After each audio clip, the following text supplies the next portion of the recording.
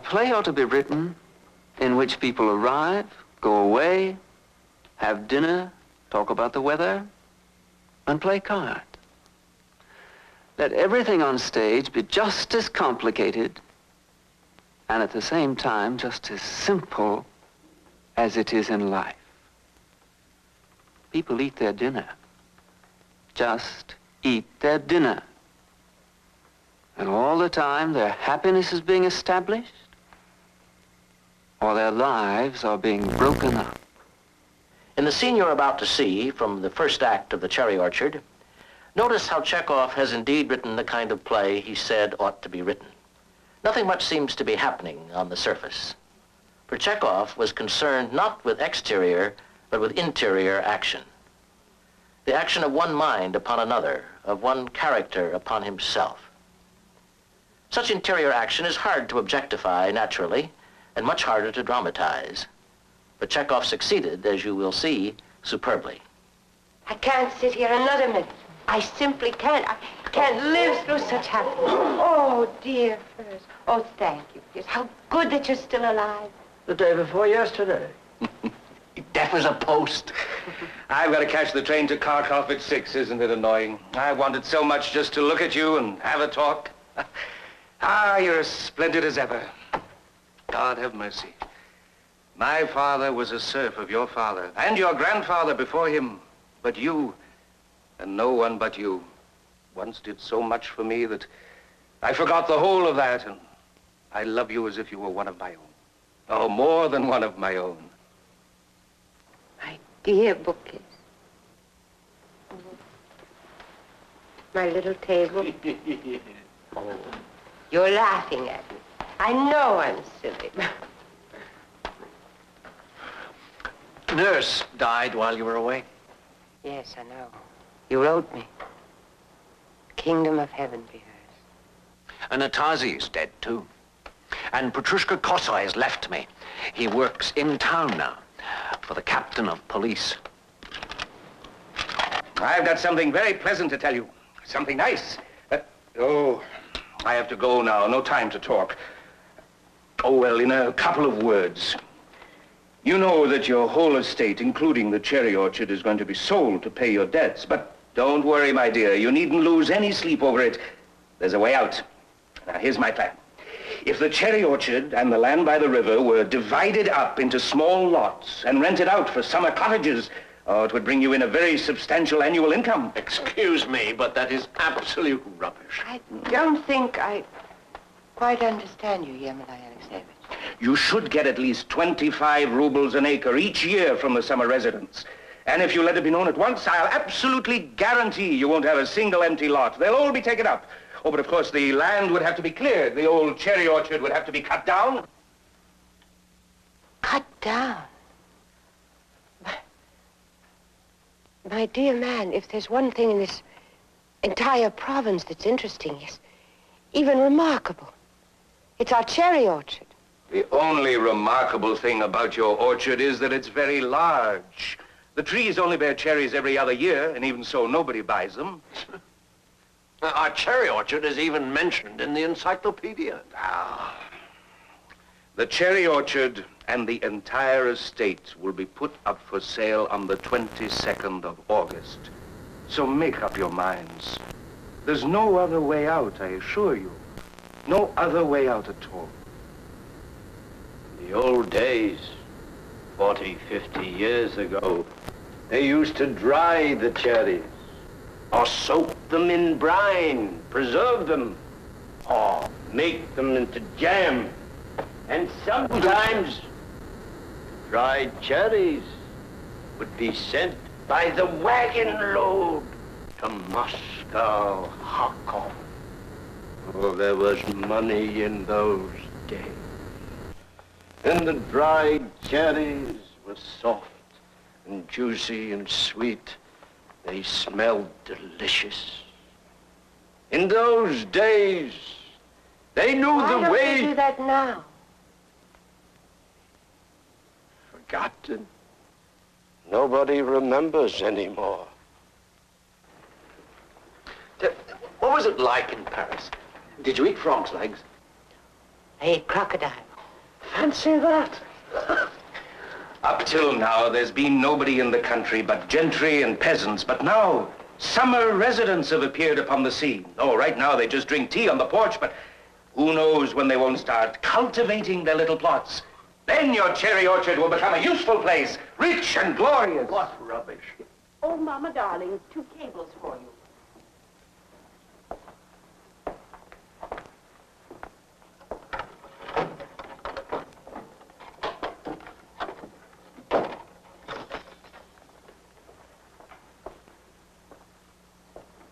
From Paris. I'm finished with Paris.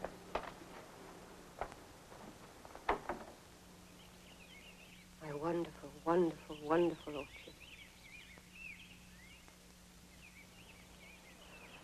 Say, do you know, Luba, how old that bookcase is? And last week I pulled out the drawer and the date is burned into it. That bookcase was made exactly 100 years ago. Of course, it is only an inanimate object. But after all, it is a bookcase. My dear and esteemed bookcase, hail to thee, who for more than 100 years has kept us in mind of the high ideals of goodness and justice. In 100 years, thy silent call to fruitful service has never faltered, supporting through all our generations the belief in a better future, inculcating in us the notion of virtue and of our duty as citizens. Yes. Oh, Leonie, you haven't changed a bit since I've been away. Into the right corner, cannon off the cushion. Banalities, disjointed remarks, yes, and stupidities, as in real life. And not much action. Yet inaction would be the wrong word for this play. Rather, as I have said, the action is interior. In the Moscow Art Theater, they still use a word apropos of Chekhov's plays, the subtext. By this is meant the words that people do not speak. An appreciation of this is perhaps the key to understanding Chekhov's dramas, to get at what lies behind and beneath the actual words spoken. This was Chekhov's aim. To show what I mean, take the scene toward the end of the play. Lopakhin, we know, has long been on the point of asking Varya, Madame Nevskaya's adopted daughter, to marry him. As the household is breaking up, Madame Nevskaya makes a final attempt to bring this to pass. You know perfectly well, Yerba Alexeyevich, I always dreamed of giving Varya to you, and it always seemed as if you and she would get married. She loves you and you like her, and I don't know. I simply don't know why you seem to avoid each other. I don't understand it. I can't understand it myself, to be perfectly frank. Let's get it over and done with. I don't feel that after you've gone, I'll be able to ask her. Splendid. I'll just be a moment. I'll call her. Yes. Varya.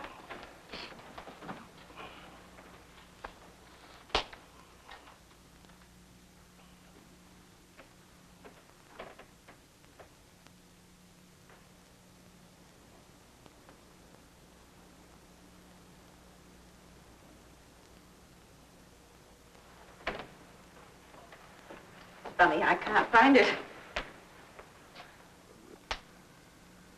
What are you looking for?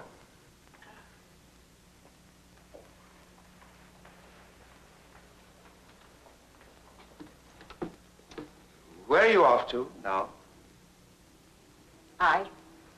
To the Ragulins. We've arranged that I shall look after things there. A sort of housekeeper in a way. The Ragulins? Why, that's at least 70 miles away. Well, life in this house is over.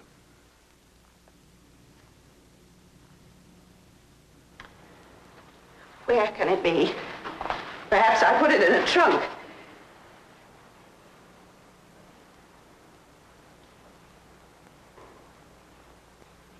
Yes. Life in this house has come to an end. There will be no more life here. I'm just off to Chekhov on this train. I have a lot of business. I'm leaving Yeppy Horov here to look after things. I've hired him. Oh, yes?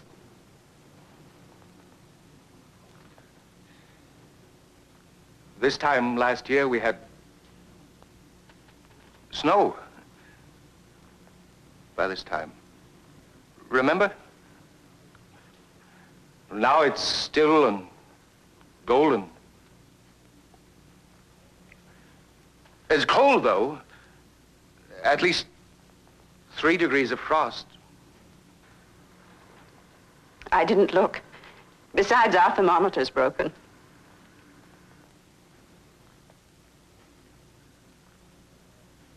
Yermolay Alexeyevich! Coming!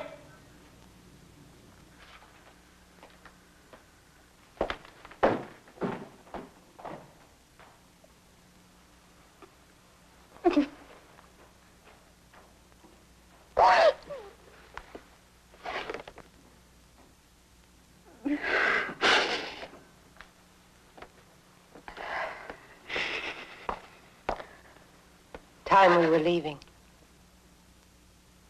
Yes. It's time, Mama, darling.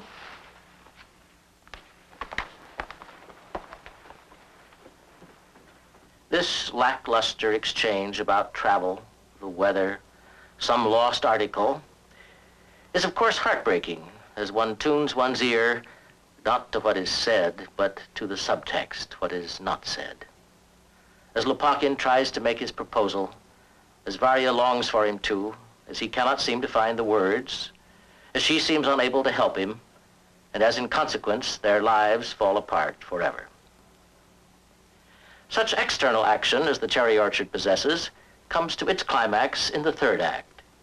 Madame Ernevskaya chooses the characteristically inappropriate evening of the auction sale of the estate to give a party, a little evening with an orchestra to play.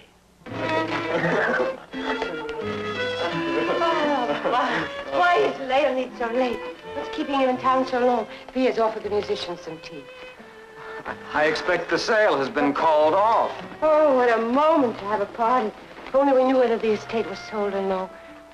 Save me, Paige. Say something. Say anything. What difference does it make if the estate is sold today or not? It's all over. For once in your life, look the truth straight in the face. What is the truth?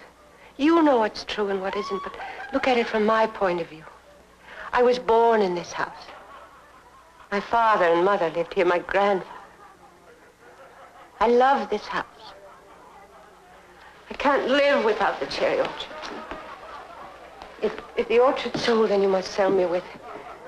My son drowned here. Please have some pity, my dear man. No, I feel for you with all my heart and soul. That's not the way to say it. Please, today I feel so crushed. You have no idea. Please, don't think badly of me. Dance with me, please.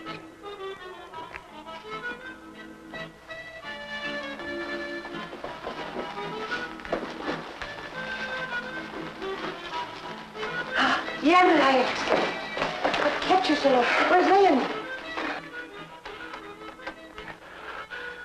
The sale was over by 4 o'clock. We missed the train. We had to wait till the 9:30. I feel a bit dizzy. Leonid, what happened? For God's sake, tell us what happened. Here, take these. That's curd herrings and anchovies. I haven't had a bite to eat all day. Oh, what I've been through. I'm tired out. Can I help me change, yes? What happened at the sale? Is the cherry orchard sold? Sold. Who bought it? I did. I bought it. Wait a minute. I'm dizzy. I can't speak. When we got to the sale, Deriganov was there already. Leonid Andreevich had no more than 15,000, but Deriganov bid 30,000 straight away, over and above the mortgage. Well, I saw how things were, and I jumped right in. 40,000. 45, bids Deraganov. 55, I said. He goes 60. 70, I said. Every time he went up by 5, I jumped him 10. Suddenly, it was all over. In the end, it was knocked down to me at 90,000.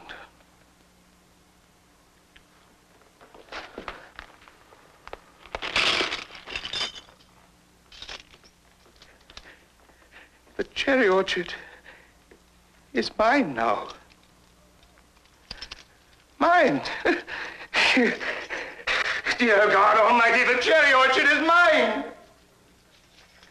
Tell me I'm drunk. Tell me I'm raving mad. Tell me it's not really happening.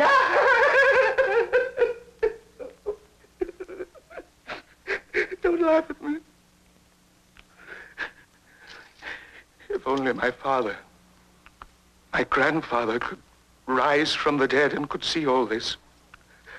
How the Yermolai, who went barefoot in winter, how this same Yermolai has bought the finest estate in the whole world. I've bought the estate where my father and grandfather were serfs, where they weren't even allowed in the kitchen. Hey, musicians, pay up. Let me hear you. You must come, all of you, and see how Yermolai Alexeyevich will take the axe to the cherry orchard. How the trees will come crashing down. Why, oh, why didn't you listen to me? It's too late now.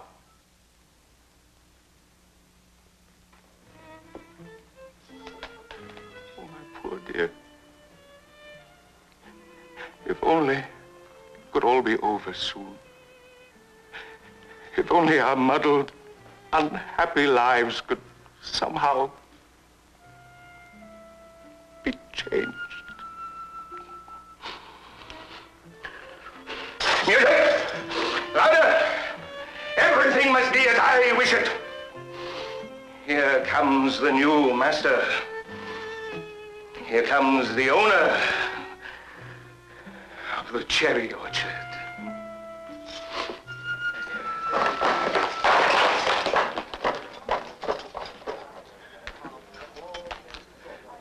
I can pay for everything.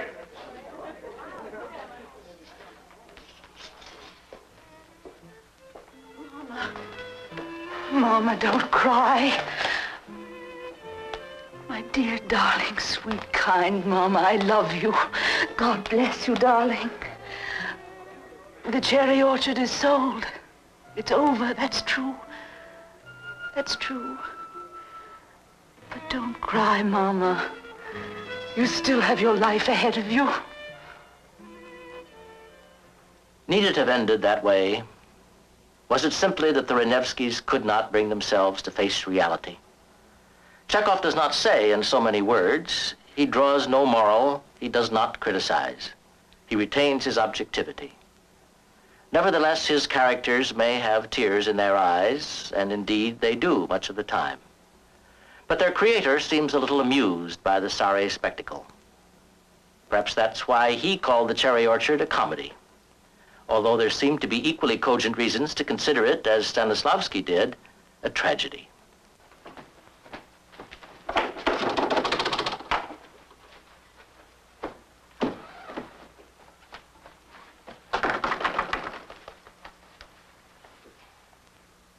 Locked. They've gone. They forgot me. Oh, well. I'll rest here.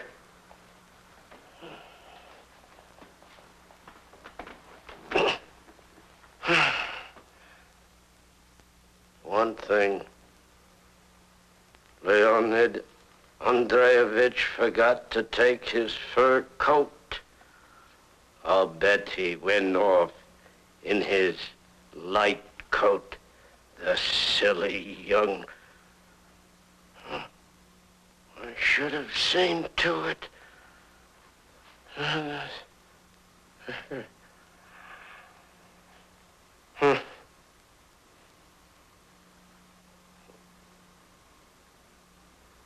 Life has passed me by.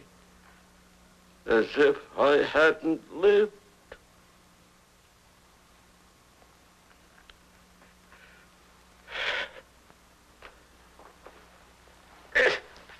Oh, my God.